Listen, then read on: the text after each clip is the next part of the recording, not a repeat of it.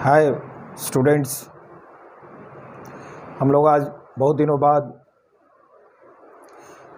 अब 12th start करने जा रहे हैं। 12th में सबसे पहले इलेक्ट्रोस्टैटिक्स पढ़ेंगे, है ना। अभी ये लेक्चर में हिंदी में बोल रहा हूँ, फिर इसका इंग्लिश वर्जन भी बोलूँगा और आप आएँ।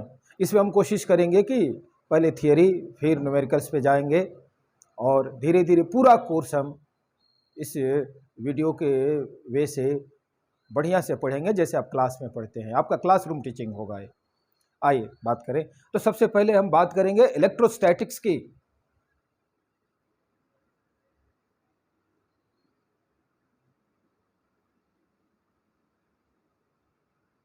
इलेक्ट्रोस्टैटिक्स, है ना। इलेक्ट्रोस्टैटिक्स दो सिलेबल का वर्ड है, एक इलेक्ट्रो और दूसरा statics. Electro old word, Greek word electron, के सी नहीं, इलेक्ट्रॉन से बना है, जो बाद में इंग्लिश में इलेक्ट्रॉन सी भी हुआ। और स्टैटिक्स का मतलब तो आप जानते हैं, ये इलेक्ट्रॉन ही इलेक्ट्रिसिटी बना और आज के डेट में हम उसको चार्ज बोलते हैं अभी। तो इलेक्ट्रो यहां चार्ज टर्म को रेफर कर रहा है, चार्ज।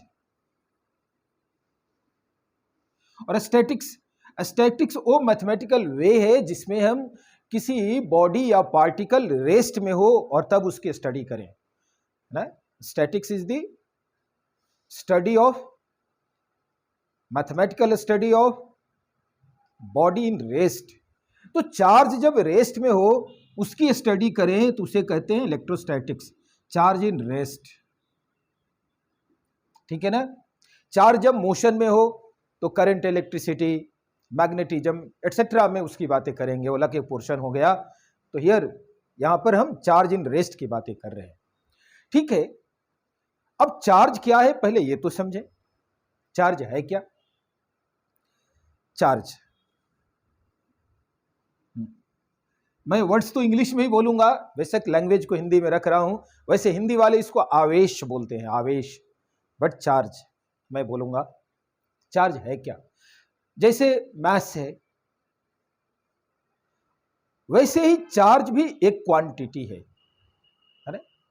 ये किसी बॉडी की प्रॉपर्टी से एसोसिएटेड है। जो प्रॉपर्टी मेजरेबल हो उसे क्वांटिटी कहते हैं। तो प्रॉपर्टी भी है और एक क्वांटिटी भी है क्योंकि मेजरेबल है, बट एक कैसी क्वांटिटी है ना, इसकी हम बातें करें तो हम बॉडी पे कहते हैं कि चार्ज है या वो बॉडी चार्ज्ड है तब जबकि उस बॉडी पे number of electron number of proton से इक्वल ना हो, डिफरेंट हो। कोई एक बॉडी है, इस पे अगर बॉडी है उसमें मास है तो श्योर वो एटम से बना है। अगर वो एटम से बना है तो एटम्स में तो इलेक्ट्रॉन्स, प्रोटॉन्स, न्यूट्रॉन भी हो सकते हैं, है ना। ये सब पार्टिकल्स रहेंगे। बेसिकली इलेक्ट्रॉन और प्रोटॉन की बात करें तो इलेक्ट्रॉन चार्ज्ड पार्टिकल है, प्रोटॉन भी चार्ज्ड पार्टिकल है ना। तो सारे ही बॉडी जिसमें मास हो उनमें चार्ज पार्टिकल्स प्रेजेंट होते हैं। अगर डिस्टर्ब ना किया गया बॉडी हो, कहीं रब ना किया गया हो, तो number of electron number of proton के इक्वल होता है। इलेक्ट्रॉन का चार्ज नेगेटिव और प्रोटॉन का चार्ज क्या होता, पॉजिटिव। अगर इलेक्ट्रॉन का नंबर प्रोटॉन के नंबर के इक्वल है तो इलेक्ट्रॉन का चार्ज प्रोटॉन के चार्ज को कैंसिल कर देगा और बॉडी अनचार्ज्ड हो जाती है, न्यूट्रल हो जाती है। अनचार्ज मतलब न्यूट्रल, कोई चार्ज नहीं रहता। Generally undisturbed body always uncharged होती है क्योंकि number of electron number of proton के इक्वल होता है। बहुत सारे वेज हैं जिसमें हम नंबर ऑफ इलेक्ट्रॉन को नंबर ऑफ प्रोटॉन से डिफरेंट कर सकते हैं, इलेक्ट्रॉन को हम ट्रांसफर कर सकते हैं। तो जब number of electron number of proton से डिफरेंट हो जाए तब हम कहेंगे बॉडी चार्ज हो जाएगी। तो टर्म चार्ज ये नहीं इंडिकेट करता है कि बॉडी पे चार्ज पार्टिकल सिर्फ प्रेजेंट हो। चार्ज पार्टिकल्स तो हर मास वाली बॉडी पे प्रेजेंट होगा, लेकिन उसको हम चार्ज नहीं बोलेंगे। चार्ज कब बोलेंगे? जब number of electron number of proton से डिफरेंट हो, दोनों के नंबर में अंतर हो, तो हम कहेंगे चार्ज्ड है। ठीक है ना? तो the term charge does not refer the presence of charge particles only, the term charge refers as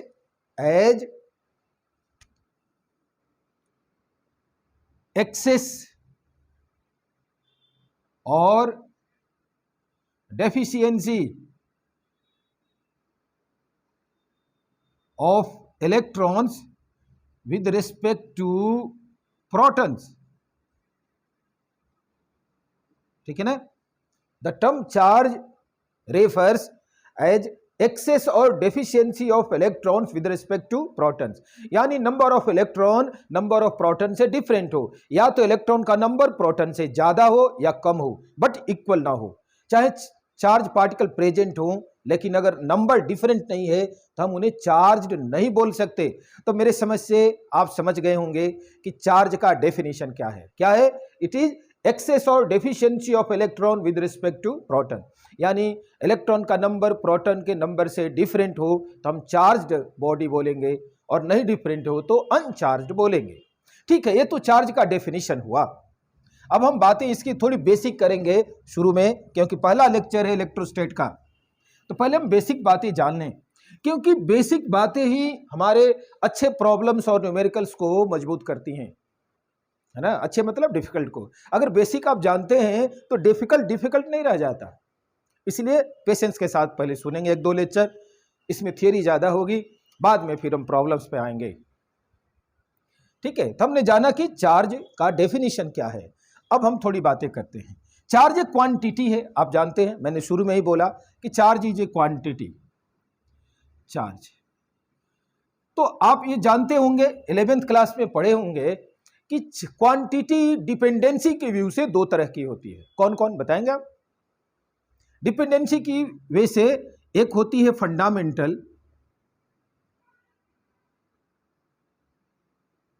quantity, और दूसरी होती है डेराइव्ड क्वांटिटी। डेराइव्ड क्वांटिटी, इन दोनों में से चार्ज क्या है? तो एक्चुअली इलेक्ट्रोस्टेट का ये पहला वर्ड हम सुनते हैं चार्ज, तो बच्चे समझते हैं कि यही फंडामेंटल है। नहीं नहीं, एसआई में, इंटरनेशनल सिस्टम में, in SI charge is a derived quantity. Derived quantity, ये फंडामेंटल नहीं है, डेराइव्ड है। मैं आपको 11th याद दिलाऊं अगर, तो 11th में आप पढ़े होंगे कि 1971 में जब एसआई डिक्लेयर किया गया जेनेवा में, तो उस समय 7 फंडामेंटल क्वांटिटीज थी। कौन कौन? मैकेनिक्स के 3 क्वांटिटीज, मास, लेंथ, टाइम, जो पहले भी थी, एमकेएस में भी थी। इन तीनों के बाद चौथा टेम्परेचर, पांचवा नंबर कुछ भी रखें, ल्यूमिनस फ्लक्स, जिसकी एसआई यूनिट कैंडला होती है, क्वांटिटी ऑफ मैटर छठवां, जिसकी यूनिट मोल होती है। मैं 7th कह रहा हूं इलेक्ट्रिक करंट को। तो एसआई में इलेक्ट्रिक करंट है, इलेक्ट्रिक करंट है फंडामेंटल क्वांटिटी, है ना? चार्ज का इन 7 में कहीं नाम नहीं आता। 1989 में 2 और क्वांटिटी ऐड की गई सब्सिडियरी, प्लेन एंगल जिसका यूनिट रेडियन है, और सॉलिड एंगल जिसका यूनिट एस्टेरेडियन है। तो अगर मैं टोटल 9 भी कहूं, 7 + 2, तो उसमें कहीं भी चार्ज नहीं आता है। इसलिए चार्ज एसआई में डिराइव्ड है, उसके करस्पॉन्डिंगली इलेक्ट्रिक करंट जरूर फंडामेंटल है। तो चार्ज इन एसआई, कुछ ना बोले तो एसआई ही समझेंगे, और ये डिराइव्ड क्वांटिटी है। डिराइव्ड क्वांटिटी है तो इसका डायमेंशन क्या होगा, है ना? इसका डायमेंशन क्या होगा? तो डिराइव्ड क्वांटिटी क्यू से डिनोट करें चार्ज को, तो इसका डायमेंशन, करंट को ए से भी डिनोट करते हैं लोग, कुछ लोग आई से भी। डायमेंशन में ए से ज्यादा लिखते हैं, आई तो सिंबल है, तो ए करंट इनटू टाइम होता है charge, charge equals to current, A for current here, T for time. तो ये डिराइव्ड है, फंडामेंटल नहीं है। हाँ, कुछ 1901 से 1971 के बीच में एमकेएस डेवलप हुआ कई फॉर्म में, एमकेएस ए एटसेट्रा एटसेट्रा। तो एमकेएस क्यू में और कुछ और में भी कुछ दिनों तक चार्ज को फंडामेंटल समझा जाता था। अब कोई पूछे कि एमकेएस क्यू में चार्ज क्या रहता है फंडामेंटल की डिराइव्ड, तो वहां आप कहेंगे फंडामेंटल। लेकिन कुछ ना बोला जाए तो आप सिर्फ एसआई के अकॉर्डिंग बोलेंगे और ये डिराइव्ड है। तो charge is a derived quantity in SI, but कुछ टेम्पररी सिस्टम्स रहे यूनिट के जिसमें इसे फंडामेंटल समझा जाता था, समझा जाता है नहीं। ठीक है, तो ये डिराइव्ड है। दूसरी बात, इसकी यूनिट क्या है?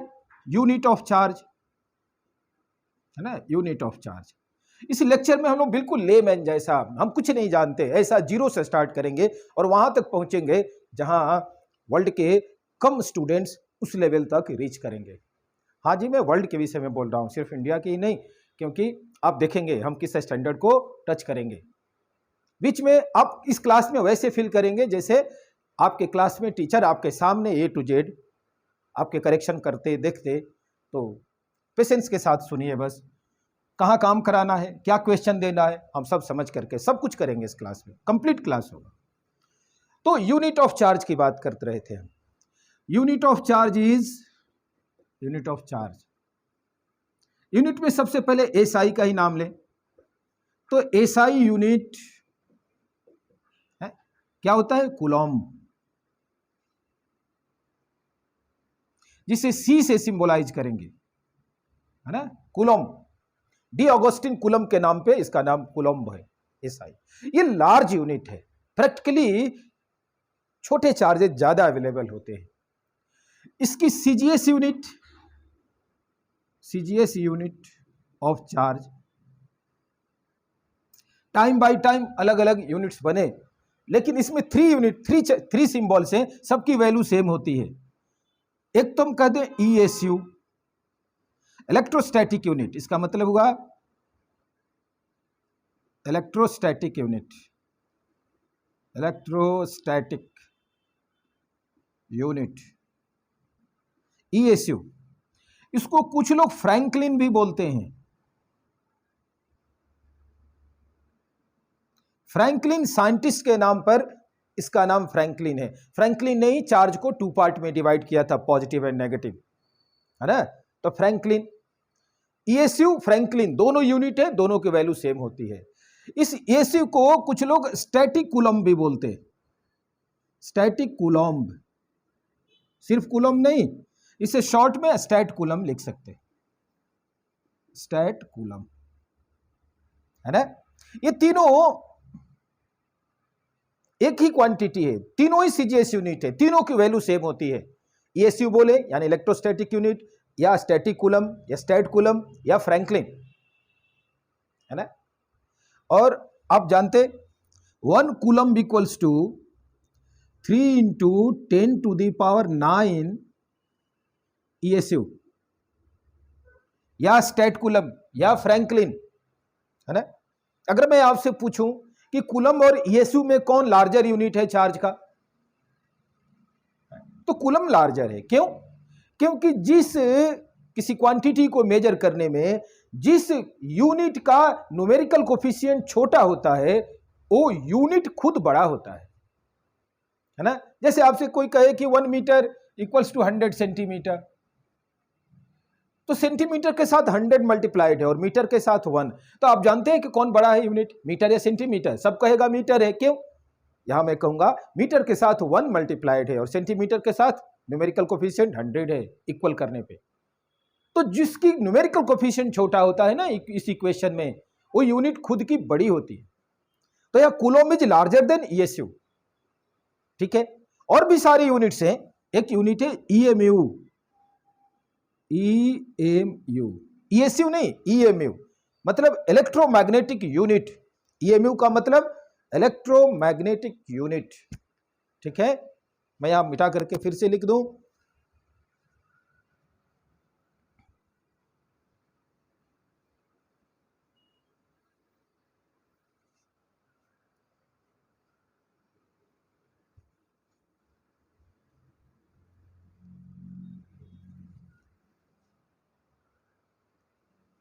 1 coulomb is 3 into 10 to the power 9 ESU is 1 by 10 EMU, electromagnetic unit. Electromagnetic unit, short में ईएमयू। तो ईएसयू और ईएमयू में कौन बड़ा है? जाहिर सी बात है, इसका कोफिशिएंट छोटा है, 1/10 है, ये बड़ा है। ये कूलम से भी 10 टाइम्स बड़ा है ना? तो इन तीनों में सबसे बड़ा ये है। बाकी और भी कुछ चार्ज के यूनिट्स हैं, जैसे एक यूनिट है फैराडे, है ना? एक हमारे इलेक्ट्रोस्टैट में फैरेड वर्ड आता है, फैरेड कैपेसिटेंस की यूनिट होती है, चार्ज की नहीं। ये फैराडे है, तो फैराडे 1 F अप्रोक्सीमेटली 96500 कूलम होता है। ठीक है, बाकी बहुत सारे और भी यूनिट्स हैं, ये लार्जेस्ट यूनिट। ठीक है, तो आप डायमेंशन समझ गए, चार्ज का डायमेंशन 80, आप यूनिट समझ गए, coulomb SI unit, ESU stat coulomb, Franklin CGS unit, बाकी और भी यूनिट्स हैं, practical unit, EMU, farad et cetera, Faraday et cetera. ठीक है, अब हम बात करेंगे प्रॉपर्टी ऑफ चार्ज की प्रॉपर्टी। डेफिनेशन जान गए, यूनिट जान गए, डायमेंशन जान गए, अब प्रॉपर्टी ऑफ चार्ज। इन प्रॉपर्टी को डायरेक्टली यूज किया जाएगा और यूज करके हम न्यूमेरिकल्स को इजी करेंगे, इसलिए सिर्फ ये थियरी नहीं है, इसका बहुत ध्यान रखिएगा। प्रॉपर्टीज ऑफ चार्ज,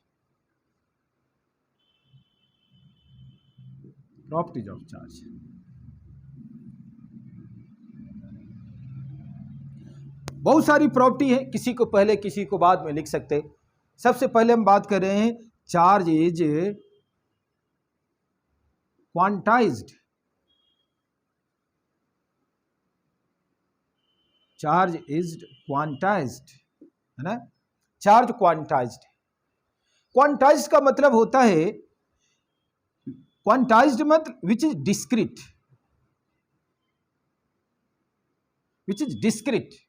डिस्क्रीट मतलब अलग अलग हो। जैसे लाइन है, ये कॉन्टिन्यूस है, डिस्क्रीट मतलब अलग अलग, ये पॉइंट्स एक दूसरे से मैक्रोस्कोपिक व्यू से देखा जाए, बिना माइक्रोस्कोप का देखा जाए, माइक्रो नहीं कह रहा, मैक्रोस्कोपिक व्यू से देखा जाए तो ये अलग अलग दिखे, अलग अलग फील हो, तो हम उसे कहते हैं वो डिस्क्रीट है। तो क्वांटाइज्ड का मतलब होता है जो अलग अलग हो, जो डिस्क्रीट हो, जो फ्लूइड लाइक कॉन्टिन्यूस नहीं हो। ठीक है ना? अब ये बात कहां से आ गई? बहुत शुरुआत में जब हम चार्ज को जानते थे तो हम ये मानते थे कि इसमें फ्लूइड थियरी है। फ्लूइड थियरी मतलब चार्ज एक फ्लूइड है, फ्लूइड कॉन्टिन्यूस समझते हैं ना माइक्रोस्कोपिक फिजिक्स में, बाकी माइक्रो में तो वो भी क्वांटाइज्ड है। तो फ्लूइड लाइक है, वन फ्लूइड थियरी थी पहले, मतलब वन फ्लूइड का मतलब कि ये क्वांटिटी है, ये कोई सब फ्लूइड है, हर मैटर में होता, और जब हम रब करते तो जिसमें ये क्वांटिटी ज्यादा हो जाती उसे पॉजिटिवली चार्ज, जिसमें कम होती नेगेटिवली चार्ज बोलते। बाद में कहा गया नहीं, टू फ्लूइड थियरी होती है, हर बॉडी में एक पॉजिटिव फ्लूइड भी होता है और नेगेटिव फ्लूइड भी होता है। ठीक है, जिसमें पॉजिटिव वाली क्वांटिटी ज्यादा है वो पॉजिटिवली चार्ज, जिसमें नेगेटिव वाली क्वांटिटी ज्यादा है नेगेटिवली चार्ज। बहुत दिनों तक चार्ज को फ्लूइड समझा जाता रहा। चलिए, ये तो फिजिक्स का डेवलपमेंट है, धीरे धीरे फॉर्म बदलता गया। जब स्टार्टिंग ऑफ 19th सेंचुरी कह ले या 20th सेंचुरी, हाँ, 1898 में इलेक्ट्रॉन की डिस्कवरी हुई, बट वो 20th सेंचुरी के काफी करीब है।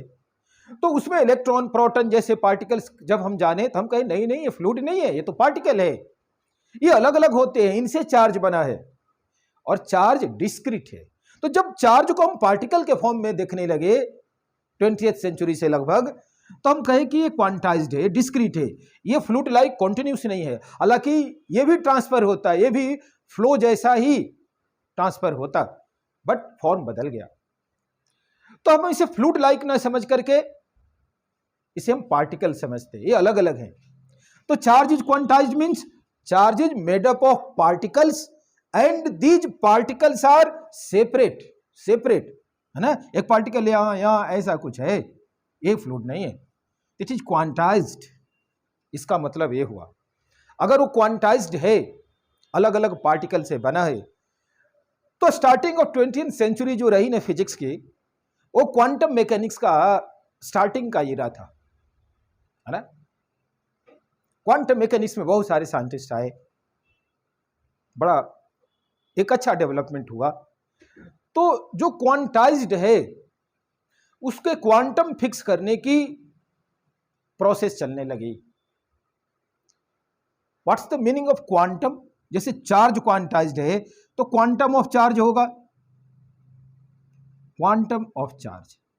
क्वांटम कहते किसको हैं? अगर वो अलग अलग है, कॉन्टिन्यूस नहीं है, तो सबसे छोटा जो पार्टिकल होगा उसकी वैल्यू को, उस क्वांटिटी की वैल्यू को हम क्वांटम कहते हैं। Quantum is the minimum value of that quantity. Quantum of charge मतलब चार्ज की मिनिमम वैल्यू जो पॉसिबल है नेचर में, वो उसका क्वांटम कहलाएगा। तो अभी तक के वेल प्रूव्ड फिजिक्स में सबसे छोटा चार्ज जो पॉसिबल है वो इलेक्ट्रॉन या प्रोटॉन के चार्ज को कहते, इसको ई से डिनोट कर देते। ई का मतलब सिर्फ इलेक्ट्रॉन ही नहीं, प्रोटॉन का चार्ज भी, इलेक्ट्रॉन का चार्ज भी। हाँ, माइनस ई इलेक्ट्रॉन का चार्ज और प्लस ई प्रोटॉन का चार्ज। अभी वेल प्रूव्ड जो फिजिक्स की थियरी है अवेलेबल, उसमें अभी इलेक्ट्रॉन से छोटा चार्ज नहीं है। बाकी हम क्वार्क की बातें करेंगे, घबराएंगे नहीं आप। तो ई क्या है? E equals to 1.6 into 10⁻⁻19 coulomb, है ना। ये मिनिमम वैल्यू ऑफ चार्ज है, ये क्वांटम ऑफ चार्ज है। मिनिमम वैल्यू ही उस क्वांटिटी की क्वांटम होती है, मिनिमम वैल्यू ऑफ चार्ज, है ना। यानी हम इसे कहेंगे क्वांटम ऑफ चार्ज।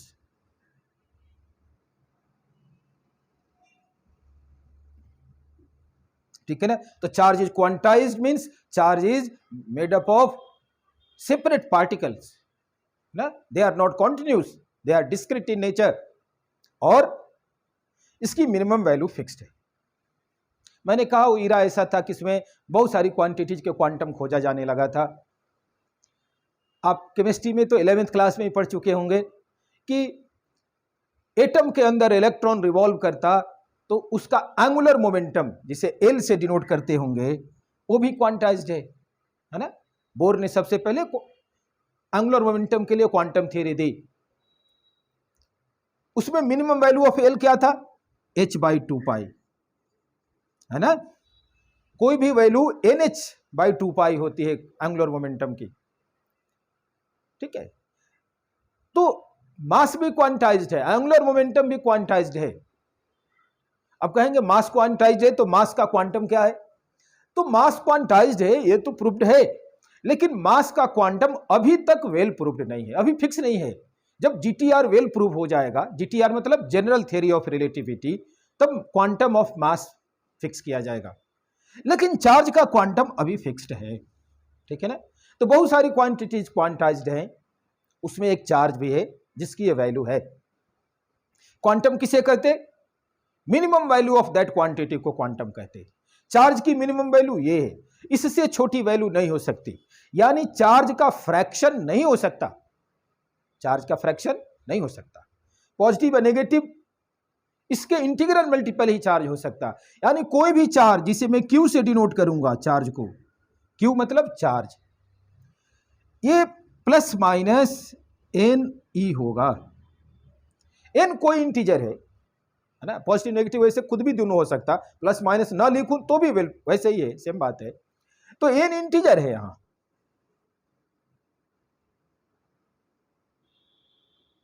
आप जानते इंटीजर 1 2 3 4, ऐसा जीरो भी हो सकता, -1 -2 -3 भी हो सकता, है ना। 1/2 इंटीजर नहीं हो सकता, फ्रैक्शन नहीं हो सकता। तो कोई भी चार्ज ई का इंटीग्रल मल्टीपल होता है ना, ई का फ्रैक्शन नहीं हो सकता, 1 टाइम्स 2 टाइम्स 3 टाइम्स 4 टाइम्स, है ना, ये सारा हो सकता, बट फ्रैक्शन ऑफ ई नहीं हो सकता। ये क्वांटम थ्योरी से इस बात को हम लिख सकते हैं। Every charge is n times of E, n is integer, है ना, दैट्स नॉट फ्रैक्शन।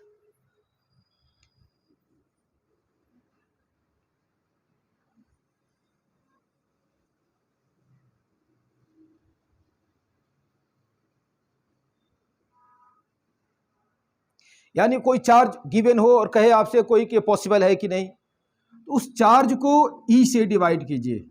ई मतलब 1.6 into 10 to the power -19 coulomb. अगर ये वैल्यू इंटीजर आती है तो पॉसिबल है,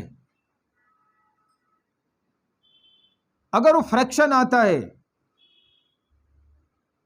तो नॉट पॉसिबल, नॉट पॉसिबल, ठीक है ना। इंटीजर आए तो पॉसिबल, फ्रैक्शन आए तो नॉट पॉसिबल, ठीक है ना। अब जानते कोई नेचुरल वे में कोई भी बॉडी अनचार्ज्ड होती है, न्यूट्रल होती है ना, अनचार्ज्ड होती है। लेकिन अब मान लीजिए रब कर दिए, बहुत सारे चार्जिंग के प्रोसेसेज हैं। मान लीजिए अभी मैं रब की ही बात करूं, क्योंकि आप छोटे क्लास से रब करके चार्ज करने की प्रोसीजर को पढ़े होंगे।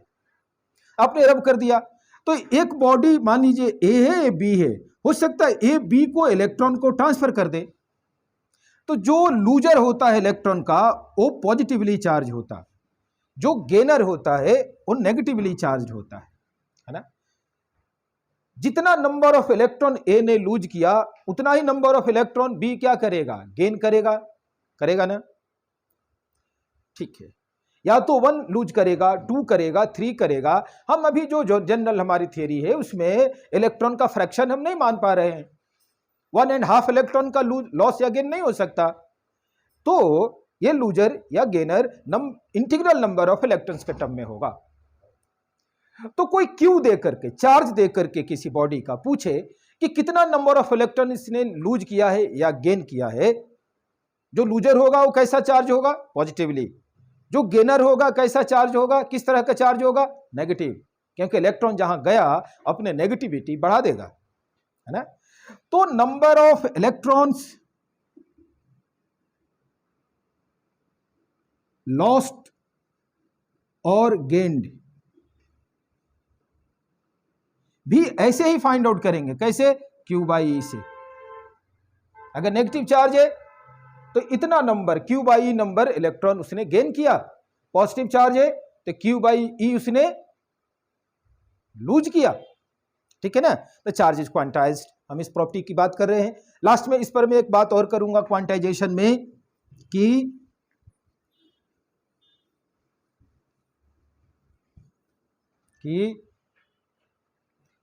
बाद में कुछ दिनों बाद एक थियरी आई क्वार्क की, क्वार्क्स।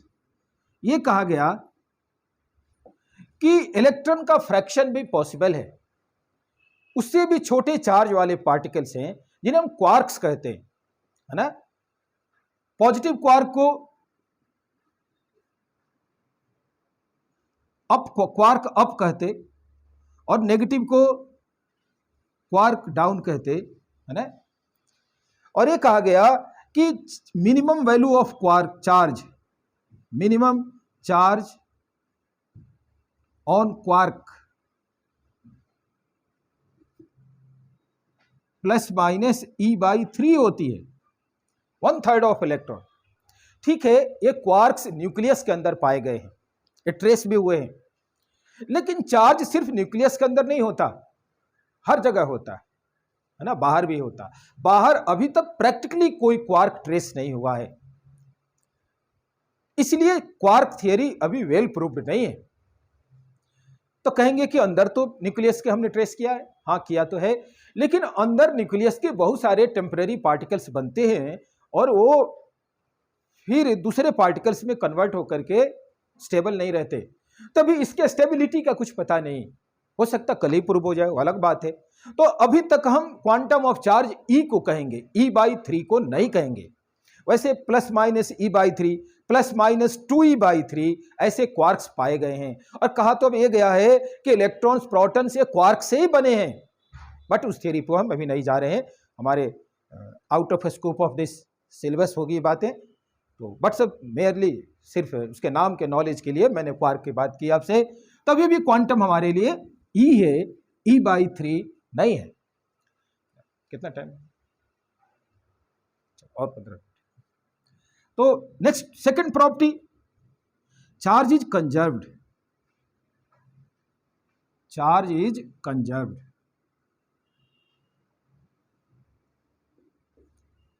आपने बहुत सारी क्वांटिटीज के कंजर्वेशन को पढ़ा होगा, conservation of mass, conservation of energy, conservation of linear momentum, conservation of angular momentum, कितना नाम गिनाऊं, बहुत सारे है ना। उन कंजर्वेशन में एक थियरी कंजर्वेशन ऑफ चार्ज की भी है।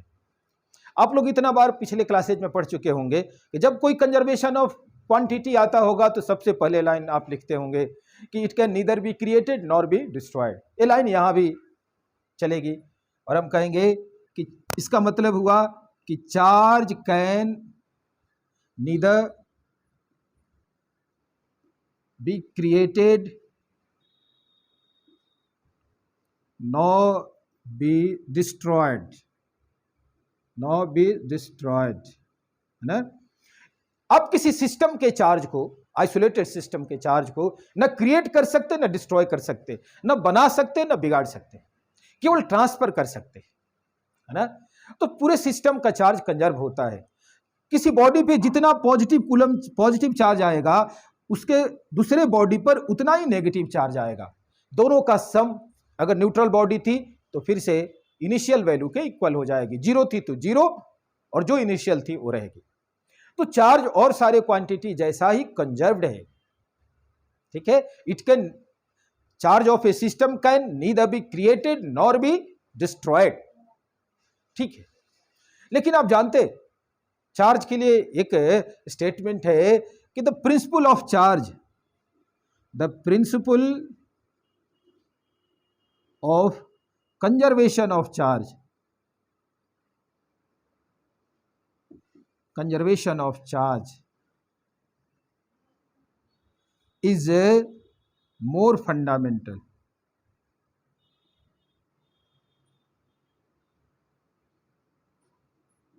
Why? बहुत सारे प्रिंसिपल, कंजर्वेशन प्रिंसिपल्स हैं, लेकिन principal of conservation of charge more fundamental है। क्यों? क्वेश्चन तो है ना। क्या कॉज है?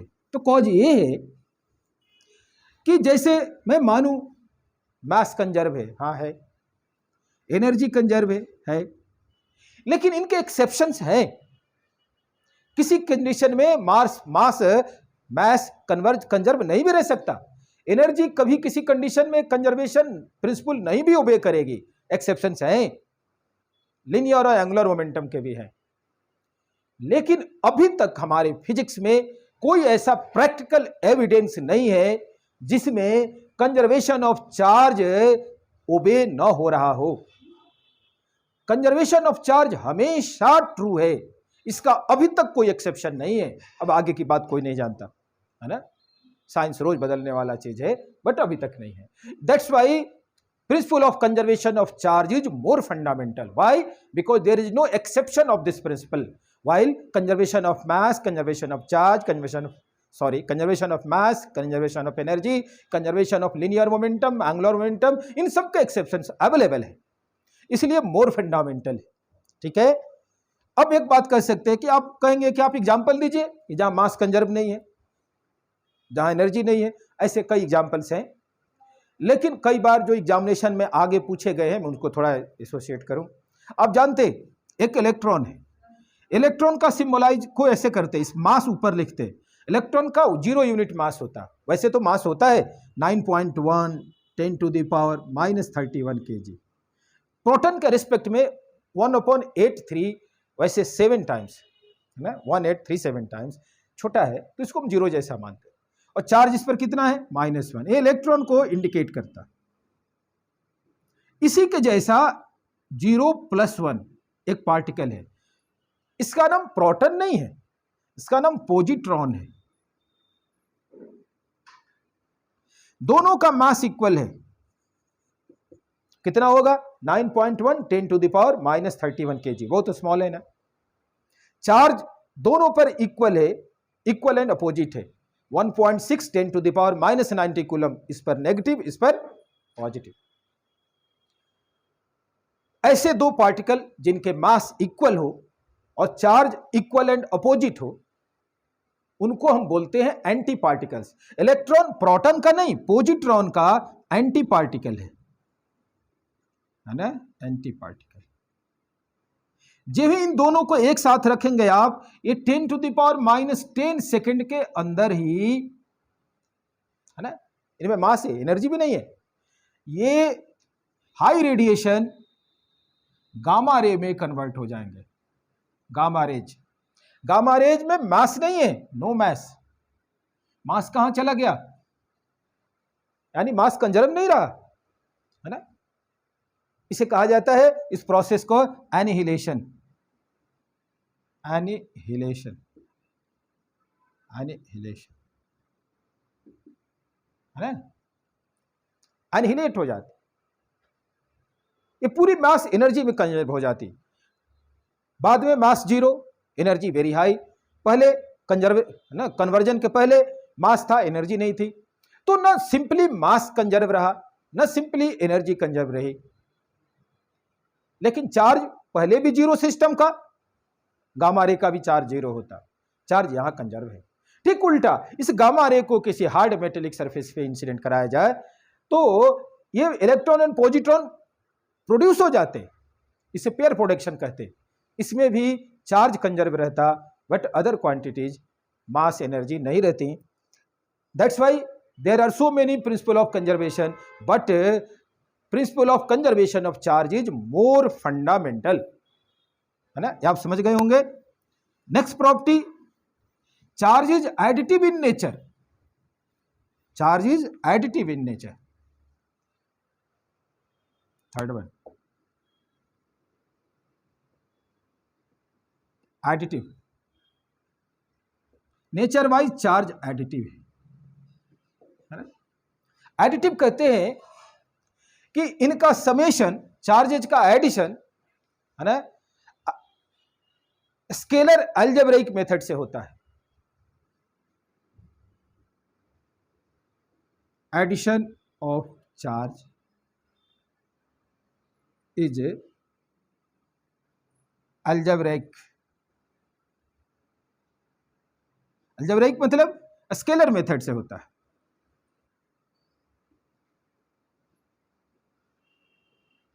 आप जानते हैं चार्ज एक स्केलर क्वांटिटी है, इसे इसका एडिशन भी स्केलर मेथड से होता है। एडिटिव मतलब स्केलर क्वांटिटीज का यहां एडिशन स्केलर मेथड से हो, इस प्रिंसिपल को एडिटिव प्रिंसिपल कहते हैं। अब कह सकते हैं आपकी जो स्केलर है उसका स्केलर से ही होगा, वेक्टर से थोड़े होगा। हाँ, इसके लिए एक और वेक्टर में प्रिंसिपल है जिसे शायद आप नाम सुने हो, सुपरपोजिशन।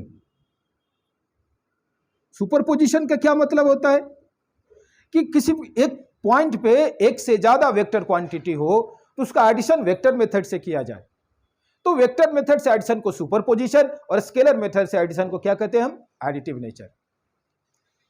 ऐसा नाम देने की क्या जरूरत है, वेक्टर तो वेक्टर से ही ऐड होगा, स्केलर स्केलर से होगा। नहीं, कभी कभी कहीं कहीं हम स्केलर क्वांटिटीज को वेक्टर बनाकर ऐड करते, जानते हैं कहां, जब आप एसी करंट पढ़ेंगे ना तो करंट और वोल्टेज स्केलर है, बट वहां उनका एडिशन है ना, potential across capacitor, potential across inductor, उनका वेक्टर मेथड से होता है, जबकि वो इटसेल्फ क्या है, स्केलर है। तो कहीं कैसे जरूरत होती है, इसे फेजर डायग्राम पर रिप्रेजेंट करते, फेजर रिप्रेजेंटेशन, तो वहां वोल्टेज, वहां करंट है स्केलर, लेकिन एडिटिव नेचर को वे नहीं करता। तो ऐसे कुछ केसेज आते हैं, क्यों आते हैं, कहां आते हैं, आगे की बातें हैं, हम बिट बाय बिट वहां तक पहुंचेंगे। तो यहां ये इंश्योर करता है प्रिंसिपल कि चार्ज इज स्केलर इटसेल्फ, और वो हमेशा एडिशन और सब्ट्रैक्शन उसका स्केलर मेथड से ही होगा। यानी किसी बॉडी पे अगर +10 कूलम चार्ज है और दूसरे पर -4 कूलम चार्ज है, तो दोनों चार्ज का एडिशन 10 प्लस ऑफ -4 कूलम यानी +6 कूलम होगा ना। इसमें थीटा बीटा की किसी की जरूरत नहीं है, ठीक है ना। तो ये थर्ड प्रॉपर्टी हमने पढ़ा कि charge is additive in nature. Next property,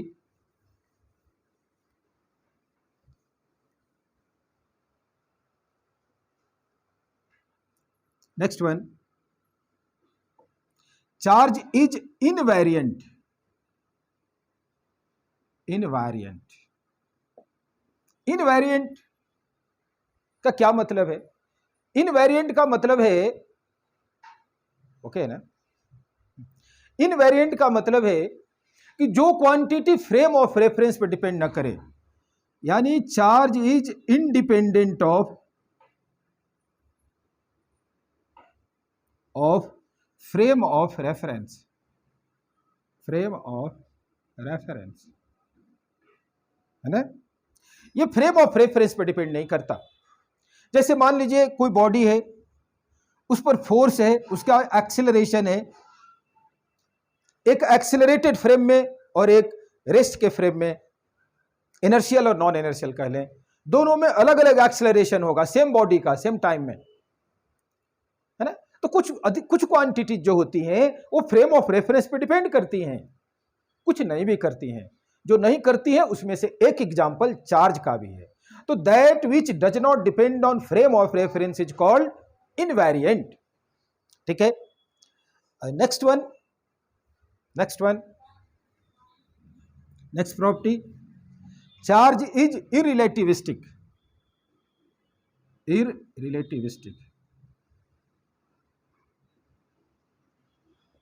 मैं आपको यह याद दिलाऊं कि बहुत सारे अच्छे ऑथर्स को भी मैं देख रहा हूं, इंडियन ऑथर्स को, इररिलेटिविस्टिक और इनवेरिएंट दोनों के एक ही जैसा लिखे हैं, लेकिन ऐसा नहीं है, दोनों में थोड़ा डिफरेंस है। इनवेरिएंट जिस पर फ्रेम ऑफ रेफरेंस का इफेक्ट ना हो, है ना।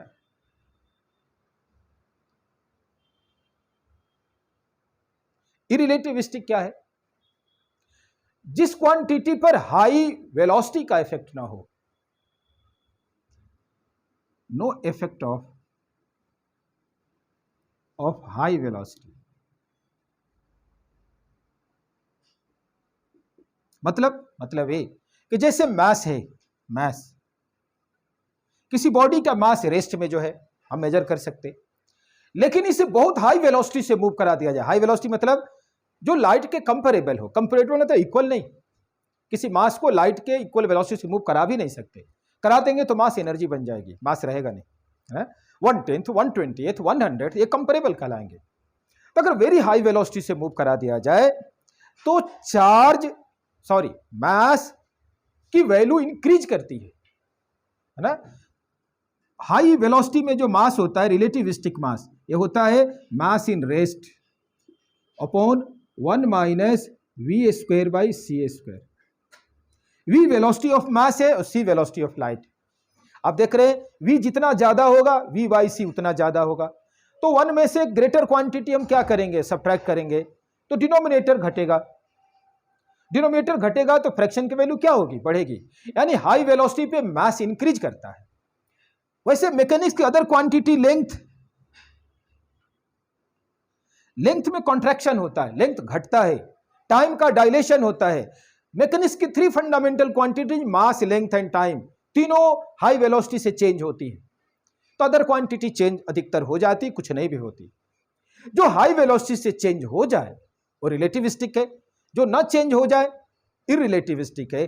चार्ज पर वेलोसिटी का कोई इफेक्ट नहीं होता, हाई और लो, इसलिए चार्ज क्या है, इररिलेटिविस्टिक, विच इज नॉट रिलेटिविस्टिक है। तो ना हाई वेलोसिटी का इफेक्ट है और नहीं फ्रेम ऑफ रेफरेंस का, ये इनवेरिएंट है, इररिलेटिविस्टिक है। नेक्स्ट पॉइंट हम बात करेंगे इसकी प्रॉपर्टी में, जो भी नंबर हुआ, शायद 7th हो गया, कि नो चार्ज विदाउट मास, है ना। किसी सिस्टम को मान लें कि सिस्टम पे कोई चार्ज है प्लस या माइनस, तो कहने की जरूरत नहीं कि उसमें मास है कि नहीं। बिना मास का चार्ज को पोजेस नहीं किया जा सकता, मतलब रखा नहीं जा सकता। किसी बॉडी पे चार्ज है तो इंडिकेट करता है कि उसमें मास जरूर होगा। क्यों? क्योंकि बिना मास का चार्ज नहीं रखा जा सकता, ये प्रिंसिपल कहता है। लेकिन इसका कन्वर्स नहीं ट्रू है। मतलब कि मास विदाउट चार्ज हो सकता, मास विदाउट चार्ज हो सकता। मेरा मार्कर है, अगर अनडिस्टर्ब्ड है, इस पे चार्ज नहीं होगा, लिखा नहीं रहता, तो अभी तो चार्ज कुछ हो गया होगा, वैसे तो चार्ज नहीं होगा, लेकिन मास तो है, मैटर है तो मास है। पर चार्ज हो भी सकता मैटर पे, नहीं भी हो सकता। तो मास विदाउट चार्ज पॉसिबल है, लेकिन कोई ऐसा बॉडी सिस्टम जिसपे चार्ज हो वो बिना मास का नहीं होगा। तो no charge without mass, but mass may be possible without charge. Converse नहीं ट्रू है इसका, है ना? ठीक है, next point, charge is transferable. Charge is transferable मतलब एक बॉडी से दूसरे बॉडी के चार्ज को ट्रांसफर कर सकते, ए टू बी, है ना? अब ट्रांसफर के बहुत मेथड्स हैं, वो हम अगले क्लासेज में पढ़ेंगे। तो ट्रांसफरेबल है ना? लेकिन ध्यान रखें, पूरे सिस्टम का हमेशा कंजर्व रहेगा। नेक्स्ट पॉइंट, कि transfer of charge is associated with transfer of mass. Next point, transfer of charge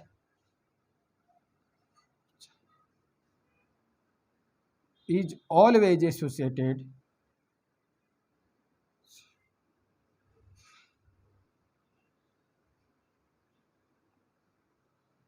with transfer of mass मतलब अगर किसी बॉडी को के चार्ज को ट्रांसफर किया गया, मान लीजिए यहां से इलेक्ट्रॉन यहां गया, तो ये पॉजिटिवली चार्ज हो गया, तो इसका मास भी इलेक्ट्रॉन के साथ गया, क्योंकि इलेक्ट्रॉन में मास है। जो पॉजिटिवली चार्ज होता है उसका मास रिड्यूस होता है, मास डिक्रीजेस, है ना? डिक्रीज किया। जो नेगेटिवली चार्ज हुआ उसका मास इंक्रीज करता है, मास इंक्रीजेस। यानी every transfer of charge is associated with transfer of mass. Negative charge होना मतलब इलेक्ट्रॉन का आना, इलेक्ट्रॉन आएगा तो अपने मास को लेकर आएगा, और पॉजिटिवली चार्ज होना मतलब, मोर पॉजिटिवली चार्ज होना मतलब मास का रिडक्शन, मास का कम होना। तो every process of transfer of charge is associated with transfer of mass. Next property, जैसे हम छोटे क्लास से पढ़ते आ रहे हैं कि same type of charges repel each other and opposite charges attract each other. इसको थोड़ा सा अच्छा लैंग्वेज देकर बोले, क्या मतलब? कि same type of point charges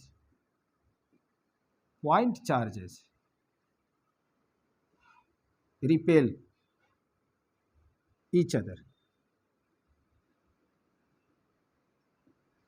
है ना? Same type of charges repel each other न कहें, कंफर्म करें पहले कि पॉइंट चार्ज है कि नहीं। पॉइंट चार्ज मतलब बहुत छोटा वॉल्यूम वाला चार्ज। चार्ज की वैल्यू बड़ी हो सकती, बट जिस वॉल्यूम पर चार्ज है वो वॉल्यूम छोटा होना चाहिए, तब वो रिपेल करेगा। बड़े वॉल्यूम का एक भी चार्ज हो दोनों में से तो अट्रैक्शन भी हो सकता है सेम चार्ज पे। क्यों होगा, ये हम इंडक्शन के प्रोसेस में पढ़ेंगे। तो एक सेम चार्ज वाले बॉडी हमेशा रिपेल करेंगे जरूरी नहीं। अगर वो पॉइंट चार्जेज हैं, उनका वॉल्यूम छोटा है तो जरूर रिपेल करेंगे, लेकिन अगर एक का वॉल्यूम बड़ा है, दूसरे या दोनों का बड़ा है, किसी भी एक का अगर वॉल्यूम बड़ा है, पॉइंट जैसा नहीं है, तो अट्रैक्ट भी कर सकते ड्यू टू इंडक्शन। इसलिए ये ना कहें कि same type of charges repel, same type of point charges repel. ये पॉइंट बड़ा मीनिंगफुल है। और in the same way opposite charges attract, है ना, ईच अदर। ये प्रॉपर्टी हो गई, ठीक है ना। नेक्स्ट प्रॉपर्टी कि a charge body can attract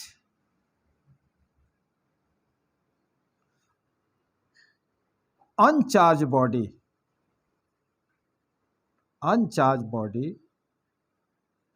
if body is large,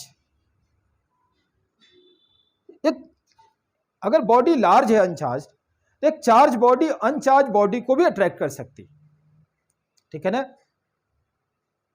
सिर्फ ये अट्रैक्शन या रिपल्शन, अट्रैक्शन दोनों चार्ज बॉडी में ही नहीं होता, एक अनचार्ज भी हो तो भी हो जाएगा, क्योंकि लार्ज बॉडी के केस में इंडक्शन होता और अट्रैक्शन कर सकता। क्यों के लिए इंडक्शन का वेट करेंगे आप। And the next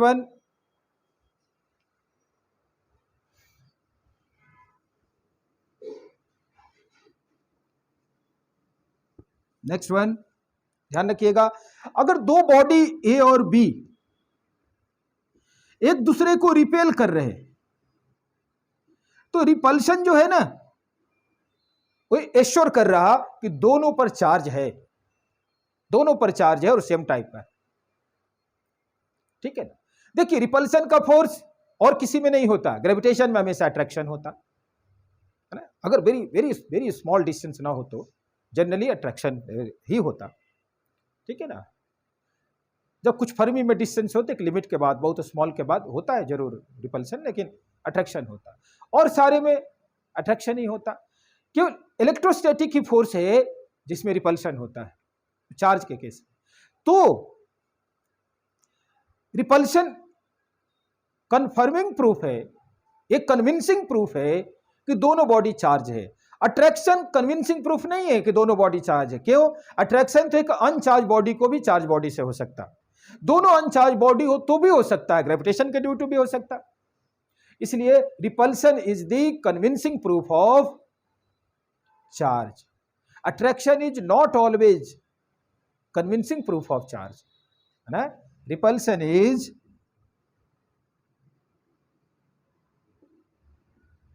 convincing proof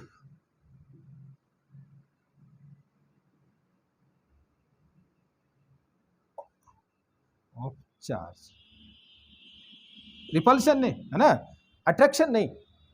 ये प्रॉपर्टीज ऑफ चार्ज रहे कुछ जो आपने अभी पढ़ा। हम अपने इस ऐप में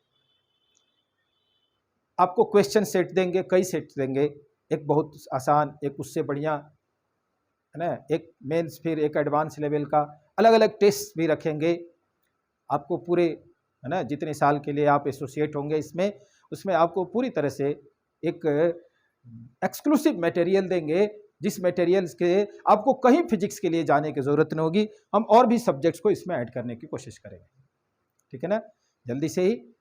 तो हम आपका पूरा ख्याल रखेंगे, आप निश्चिंत रहिए फिजिक्स के लिए, हम इतना दे देंगे कि आपको कहीं कुछ नहीं, और एडवांस लेवल तक मेडिकल वालों को अपने नीट के लिए सब कुछ दे देंगे, सबके लिए सेपरेट्स और अलग अलग तरह के, है ना, मेडिकल और आईटी के लिए और अदर इंजीनियरिंग के लिए, ओलंपियाड के लिए क्वेश्चन सेट्स होंगे। आप बहुत सेटिस्फाइड होंगे। आप अपने कमेंट्स भी लिखिए, और आपकी कोई शिकायत हो तो वो भी लिखिए, बड़ाई भी लिखिए, और बच्चों तक इस ऐप को पहुंचाइए, है ना। हम एक जितना पॉसिबल कम रेट का होगा उस पर हम आपको यह अवेलेबल कराएंगे, बट हमें भी थोड़ा सा मोटिवेटेड होना पड़ेगा। वो ज़्यादा मोटिवेशन आपको, आप नंबर बढ़ाएंगे तो होगा। तो थैंक यू वेरी मच। अगले वीडियो में हम प्रोसेस ऑफ चार्जिंग की बात करेंगे, कितने तरह से हम चार्ज करेंगे और कैसे होगा, उनका रिलेशंस क्या होगा, बड़ा इंटरेस्टिंग पार्ट होगा। आप आइए, 3 लेक्चर तक जनरली थियरी होगी, कभी थोड़ा थोड़ा प्रॉब्लम होगा, उसके बाद प्रॉब्लम स्टार्ट होगा। और मैं आपसे कहूँगा कि आप 11th वाला वेक्टर और लॉज ऑफ मोशन थोड़ा सा थियरी पढ़े रहिएगा, बाकी जहाँ ज़रूरत होगी मैं फिर से रिवाइज करूँगा और उस पर बात करूँगा। Thank you very much.